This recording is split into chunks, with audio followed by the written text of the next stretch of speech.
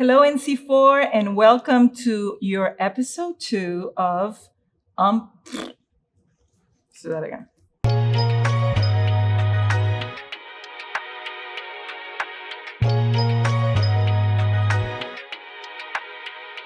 Hello, NC4, and welcome to your episode 2 of Pastors Unplugged. And here's Keren and Delaina. When did you first feel God's call in your life, and what was that experience for you? At the age of 17, I really knew that God had his hand upon me to go into full-time ministry. And so I went to college to pursue medical missions. And that's where I met Barry. I totally thought I was going to go to the mission field, and God's plan was different. It's taken me on a zigzag route of life experiences where each one has built upon the next. Yeah. There was one year, though, where I just felt like there was a shift. The position for family ministry coordinator came available, and I stepped into that. Primetime ministry was birthed from that. And then 8 days before Tony texted me about this position, God said to me, "Tend my sheep." And then I get the text from Tony, and his text was, "Has God been speaking to you anything about expanding your role?" And so I was like, actually, yes. And so He's so good. that is why So faithful.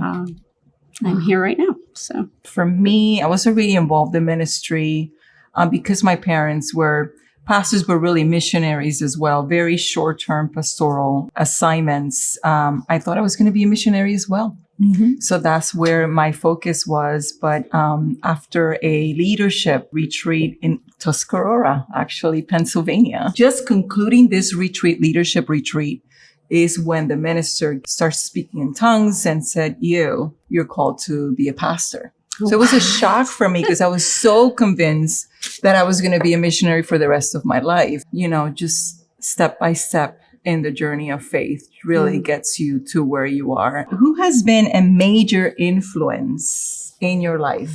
Most recently, that would have to be the fathers of our house and the mothers of our house. So Pastor Grubby. Hey, Speaking of which, there you go. us today. Pastor Bob, Pastor Tony. It has been like a room full of treasures, of wisdom, of incredible insight. My husband, he's the one who taught me what a gentleman looked like. He has continued to be a steady influence of just strength and respect and love, sacrificial love. I always think of Mother Teresa. Through her answering the call, there were many, many obstacles and naysayers, but her determination was to love God through it all. Through my marriage, it's been my husband. I always say that if God wanted to show me what real love looked like, that's why he gave me Stephen. Most importantly, because, this is an important question. Yes. What is your favorite food? It has to be a really good hamburger. Really? I could eat it every week for the rest of my life. As I've grown older, your palate develops. So I just love Thai. I love me a good drunken noodle with beef.